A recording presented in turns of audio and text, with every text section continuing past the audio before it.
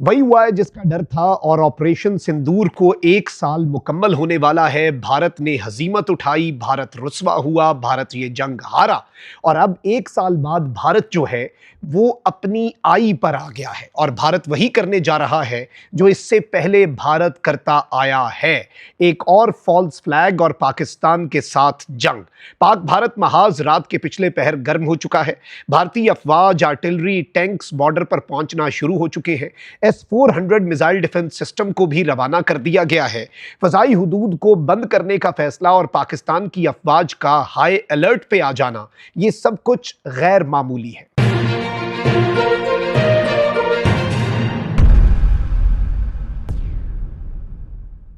बिस्मिल्लाहिर्रहमानिर्रहीम, अस्सलाम वालेकुम। मैं हूं मखदूम शहाबुद्दीन। जुमेरात 30 अप्रैल 2026 का आगाज़ होते ही नाज़रीन कराम कुछ इंतहाई तशवीशनाक डेवलपमेंट्स हैं जो आपके सामने रखनी है।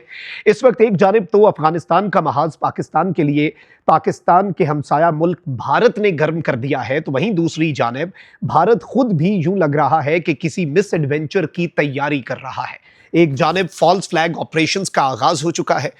पिछले 48 घंटों में भारतीय पंजाब में होने वाला धमाका और उसे आईएसआई के साथ भारतीय मीडिया का लिंक करना, ये कोई छोटी मोटी डेवलपमेंट नहीं है।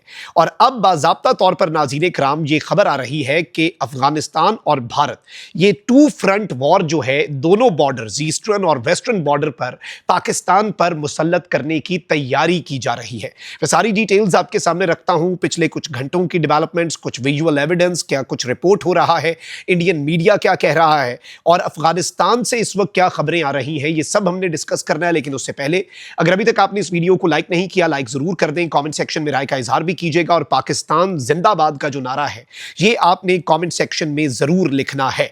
नाज़रीन इकराम, इस वक्त अफगानिस्तान से ये खबर मौसूल हुई है कि क्रेडिबल सोर्सेज बता रहे हैं कि तालिबानी रिजीम और भारत दोनों ने एक मलेशियस प्लान जो है रिपोर्टेडली बनाया है पाकिस्तान के खिलाफ। और इस प्लान का एक हिस्सा यह है कि ज्वाइंट मिलिट्री एक्शन जो है वो बॉर्डर के दोनों साइड से किया जाए। इसीलिए पाकिस्तान के बॉर्डर पर अफगानिस्तान की साइड से कुछ हैंकी फेंकी भी हुई। टीटीपी के खवारिज ने पाकिस्तान में दाखिल होने की कोशिश की, जिसे पाकिस्तान की बहादुर अफवाज ने नाकाम बना दिया। फिर इस सब के अंदर जब पाकिस्तान की अफवाज ने टीटीपी को पीछे धकेला तो तालिबानी रिजीम ने गोलाबारी शुरू कर दी। ऑपरेशन गजब लिल हक ऑलरेडी जारी है। पाकिस्तान ने तुन के रख दिया। पाकिस्तान ने बॉर्डर चेक पोस्टें इनकी तबाह कर दी, इनका फौजी साजो सामान तबाह कर दिया। लेकिन अब ये एक बड़े ऑपरेशन की भी तैयारी कर रहे हैं इस वक्त। नाज़रीन इकराम, पहले मैं आपको ये बता दूं कि पाक अफगान सरहद पर अफगान तालिबान और फितना अल खवारिज की बिला इश्ताल जारियत पर पाक फौज ने भरपूर जवाब दिया है। पाक फौज ने चमन सेक्टर में अफगान तालिबान की चौकियों और गाड़ियों को तबाह कर दिया। सिक्योरिटी जराये ने बताया कि पाक फौज की कार्रवाइयों ने अफगान तालिबान और फितना अल खवारिज को पसपाई पर मजबूर किया है। सिक्योरिटी जराये ने कहा कि सिक्योरिटी फोर्सेज का दिफाई वतन के लिए गैर मुतजलजल अज़्म मुल्क की सालमियत यकीनी बना रहा है। अच्छा, फिर इस सब के अंदर अफगान तालिबान रिजीम ने एक बार फिर जनूबी वजीरिस्तान के इलाके अंगूर अड्डा में सिविल आबादी पर हमला किया। बिला इश्ताल गोलाबारी से 4 बच्चे और एक खातून शदीद जख्मी हुए। पाक फौज की भरपूर और मौसर जवाबी कार्रवाई से अफगान तालिबान एहलकार जो है वो अपनी पोस्टें छोड़कर दुम दबाकर भाग गए। पाकिस्तान की शहरी आबादी पर जब गोलाबारी की गई, सिक्योरिटी जराये ने यह बताया कि अफगानिस्तान की जानिब से फायर किया गया मार्टर गोला अंगूर अड्डा के मकामी शहरियों करीम खान और रहमतुल्लाह के घर पर आकर लगा। सिक्योरिटी जराये ने बताया कि अफगान तालिबान रिजीम की शहरी आबादी पर बिला इश्ताल गोलाबारी से बच्चे और औरतें जख्मी हुए हैं। इस हमले में तमाम जख्मी बच्चों और खातून को DHQ अस्पताल वाना में मुंतकिल किया गया है। इस सारी सिचुएशन में मैं आपको यह बता दूं कि एक जानिब पाकिस्तान इन्हें मुंह तोड़ जवाब दे रहा है, तो वहीं दूसरी जानिब भारत का हमसाया मुल्क पाकिस्तान का हमसाया मुल्क भारत जो है वो एक बड़े मिस एडवेंचर की तैयारी कर रहा है। इस ज़मीन में कुछ डेवलपमेंट्स जो हैं वो बहुत ज़्यादा इंपॉर्टेंट हो चुकी हैं, जिन्हें समझना इस वक्त आपके लिए और मेरे लिए बहुत ज़रूरी है। नाज़रीन इकराम, पिछले 48 घंटों में भारतीय पंजाब में रेलवे ट्रैक पर हमला होता है। ये जब धमाका हुआ तो उसके बाद इन्होंने खालिस्तानी एक ग्रुप के ऊपर इसकी जिम्मेदारी डाली और कहा कि हमने दहशतगर्द जो है उन्हें गिरफ्तार कर लिया है। टेररिस्ट जो हैं खालिस्तान के एक ग्रुप के साथ लिंक, जो कि ISI बैक्ड है, यानी इन्होंने पाकिस्तान की अफवाज के खिलाफ, पाकिस्तान के खिलाफ जो एक प्रोपेगेंडा जो ये फॉल्स फ्लैग से पहले करते हैं उसका आगाज कर दिया।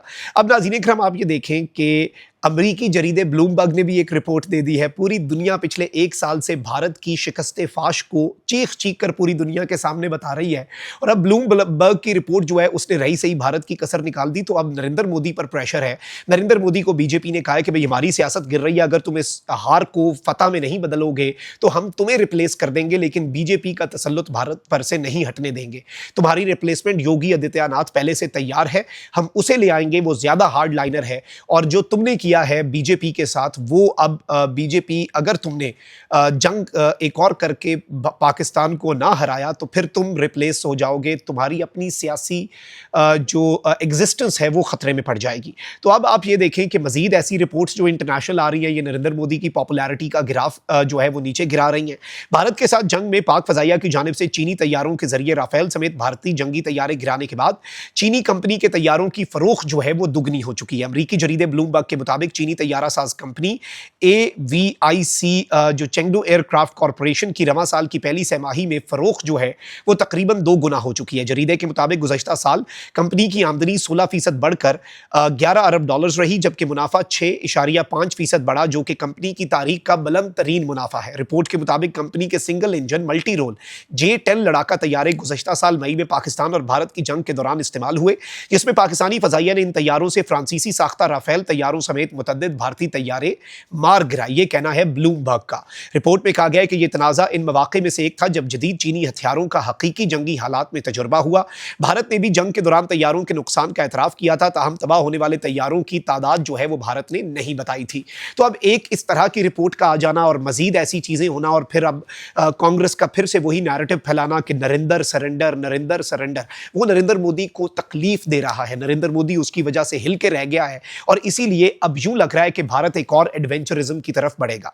सबसे पहले तो नाज़रीन इकराम ये बताया जा रहा है कि चौथी S-400 मिसाइल डिफेंस सिस्टम की जो बैटरीज हैं वो इंडिया में इस वक्त पहुंच रही हैं और इंडिया इन्हें डिप्लॉय करेगा पाकिस्तान के बॉर्डर के करीब।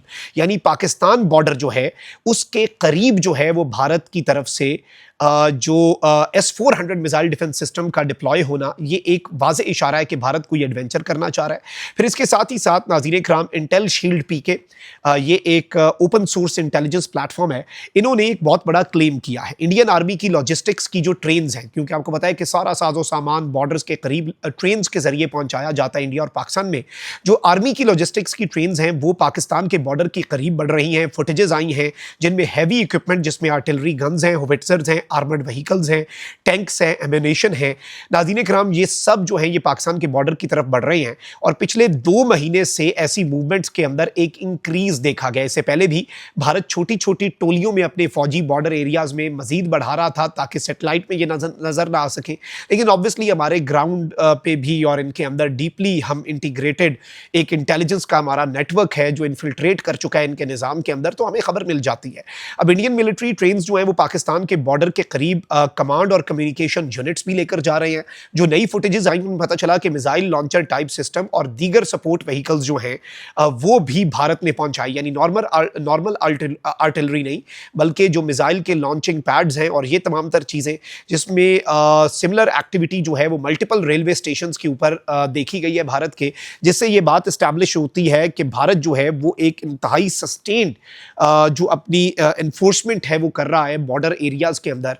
और इसके साथ ही साथ जो भारतीय पंजाब में वाकया हुआ उसका जो ब्लेम पाकिस्तान के ऊपर डाला गया, ये सारी डेवलपमेंट्स जब मैं इक्वेशन में डालता हूं तो बहुत कुछ जो है वो हमारे सामने क्लियर होना शुरू हो जाता है, बहुत कुछ हमारे सामने वाजे होना शुरू हो जाता है कि भारत के मजमूम मकासद क्या है। भारत में कुछ एरियाज में एयर स्पेस के हवाले से भी खबरें आ रही हैं।